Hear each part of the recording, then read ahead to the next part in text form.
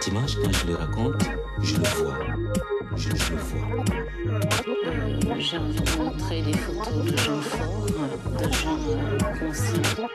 D'en voir les richesses. La diversité des vérités possibles. J'ai pris une chaise et je suis allé dehors en dessous d'un arbre. Hawa Sarr nous vient du pays de la Teranga, le Sénégal. Cette grande dame de la scène a fait ses débuts sur les planches du mythique théâtre Daniel Sorano de Dakar. À la seule évocation du nom de la comédienne, c'est le meilleur du théâtre qui jaillit.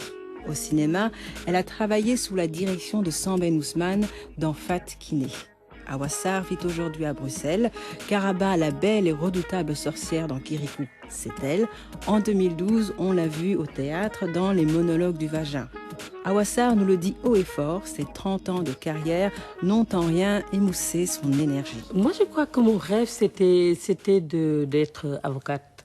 Mais aujourd'hui, quand je me pose la question, je me dis en fait, il y a une relation entre plaider, la plaidoirie d'un avocat et l'actrice qui est sur la scène.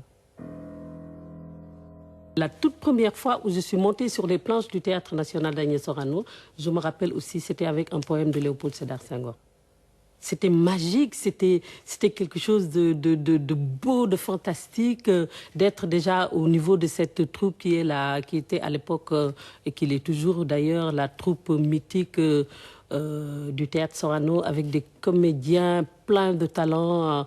Et moi, j'étais là, toute jeune, et voilà, et à interpréter Léopold Sédar Senghor, qui est un poète magnifique, qui parle au monde, qui parle de l'universalité, qui parle des thèmes majeurs dont on parle aujourd'hui. Jigéen ju ñuul sangok sa melo muy taar ak sa nekkin muy dund ci sa kerkeraan la màgge say loxo di yiir say gët ci xaddi gudu njoloor la tollu ne xinet yem ci sab taar ne dàll jaaxaan ne ku jaxay fàdd. Les personnages, je les vois un peu comme des enfants. Tu vois, tu as un enfant, tu l'adores, tu l'aimes, et puis petit à petit, il grandit. Et peut-être il y a un autre qui arrive, et tu l'aimes aussi. Il y a des personnages qui demandent beaucoup plus de recherche et beaucoup plus d'interrogations. Par exemple, c'est qui ce personnage, comment il est venu, comment il est né, qui sont ses parents. Tu lui construis comme ça une famille. Je leur donne des raisons d'être. Je leur donne des raisons de s'exprimer. Parce qu'on ne peut pas aborder un personnage si on ne lui donne pas des raisons d'être méchant. Il doit être méchant. Pourquoi il doit être méchant? Et voilà, tu lui donnes une humanité, quoi. Moi, je pense qu'interpréter un personnage, c'est chercher au fond de soi-même, mais c'est chercher partout. Par exemple, dans la vie, il y a des choses qui vous ont marqué, mais voilà, tu ne sais pas pourquoi. Tu rencontres dans la rue des gens qui marchent, tu les regardes, tu les étudies, voilà, c'est tout à fait banal.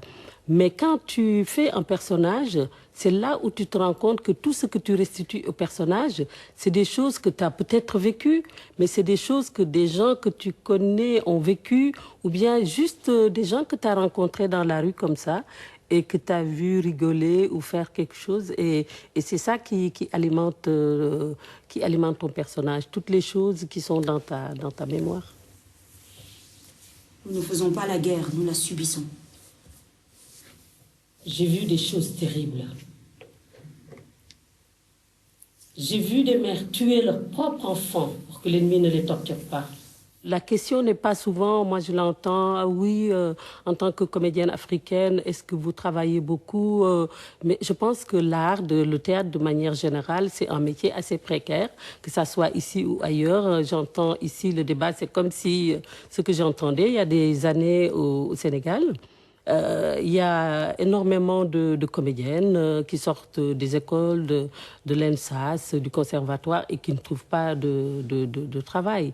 Je pense que l'essentiel, c'est de s'investir dans ce que l'on fait et de le faire bien et d'apporter quelque chose à la dimension du personnage, quoi.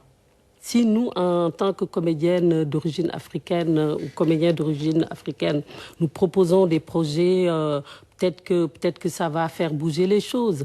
Et notamment au niveau des classiques, ça je l'ai remarqué, les classiques c'est toujours, voilà, c'est comme si le comédien africain n'avait pas de place là-dedans. Et quelqu'un comme Peter Brook a montré que quand on raconte une histoire, elle est humaine.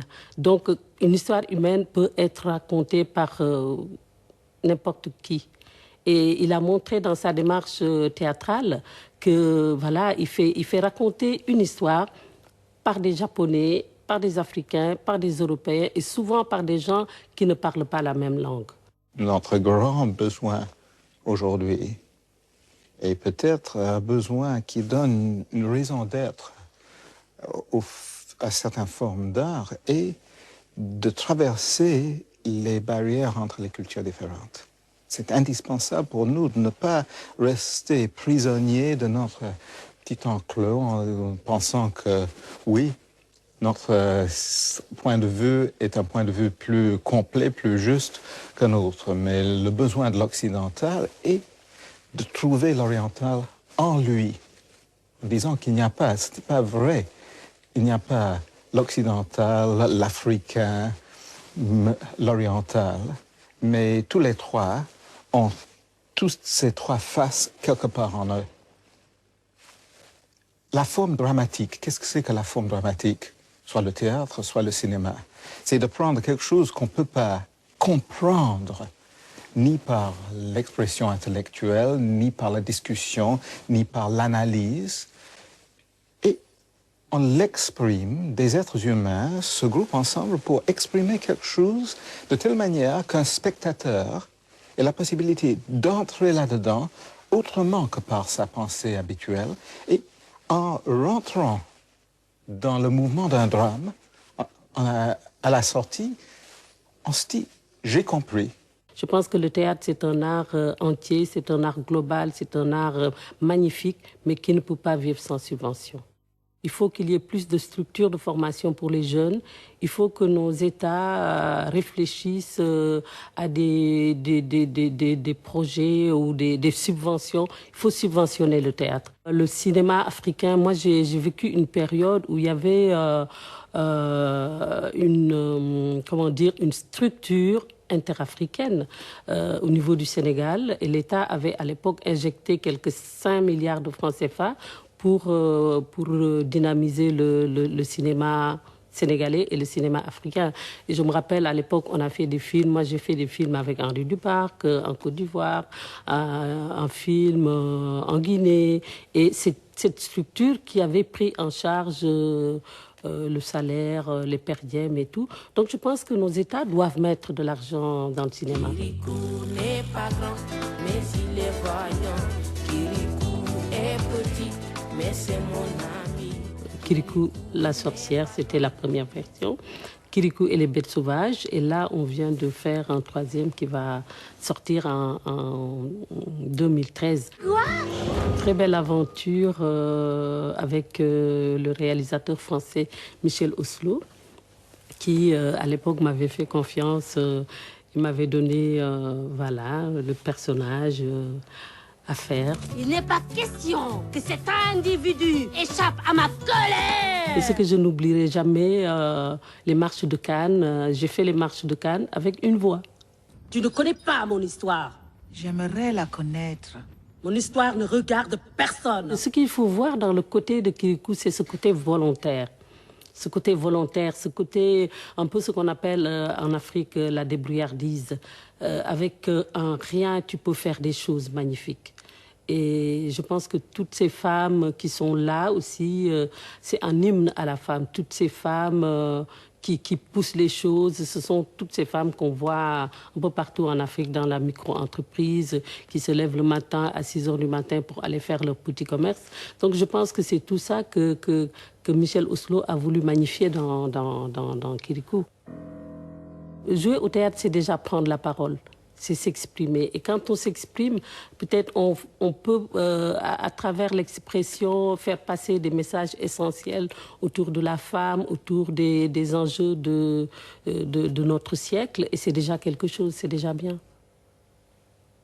Les monologues du vagin, c'est une pièce magnifique qui a été écrite en 1998, donc 1998, et qui a été jouée dans 130 pays, dans des langues différentes.